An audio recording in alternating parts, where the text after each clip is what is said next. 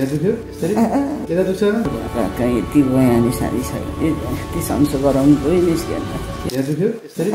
यता दुख्छ दुख्दैन है यता दुख्छ यति दुख्छ है यो मेन्टल नर्भको एरिया हो trigeminal nerve to mental nerve ब्रान्चको एरिया हो यसमा चाहिँ हाम्रो दुखिरहेको केही लामो समय दुखिरहेको छ औषधि छाड्दा पनि ठिक भएको छैन त्यसलाई हामी के गर्छौँ भने अब यो नसा चाहिँ जुन छ तलको बङ्गराको यहाँनिर जुन यो भागलाई सप्लाई गर्ने नसा त्यसलाई चाहिँ हामीले त्यो नसालाई नै काटेर फालिदिन्छ त्यसले गर्दा के हुन्छ हाम्रो दीर्घकालीन रूपमै दुखाइ ठिक हुन्छ कहाँ साथ दुखेछ पुरै दुख्छ हो यो त करकरी खान्छ एकबाट छोएर दुख्यो कति बेलासम्म दुख्छ आमा एकैछिनमा सियो लाँदा यस्तो दुख्छ कस्तो दुख्छ खाना मिल्दैन बोल्न मिल्दैन हो छुनै मिल्दैन हो कहिलेदेखि भएको तपाईँलाई यस्तो यस्तो धेरै नै भयो कहिले आफै सम्झाउने कहिले हुने गएको थियो दबाई अहिले कति खानुभयो कति समय खानुभयो दबाई खाए सम्झिनु पनि छोडिदियो दबाईले पनि ठिक गरेन है सम्झिनु कति हस्पिटल जानुभयो पहिला एक औषधि ठिक भएन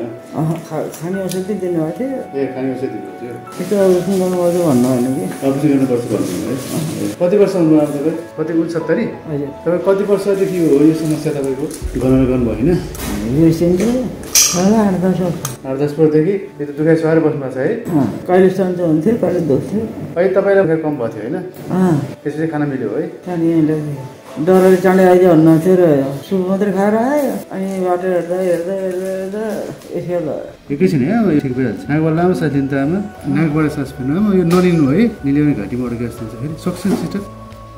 अब यहाँ दुखेछ छैन नि है दुखेछ खोल्नु त खाना मिल्छ है अहिले त्यस्तो दुखायो अब दुख्दैन है धेरै दुखाइ पाउनु अब ठिक भयो नि त आमा दुखाएन त आराम बोल्न सकिन्छ सकिन्छ अहिलेको र अहिलेको बोली नै फरक भयो त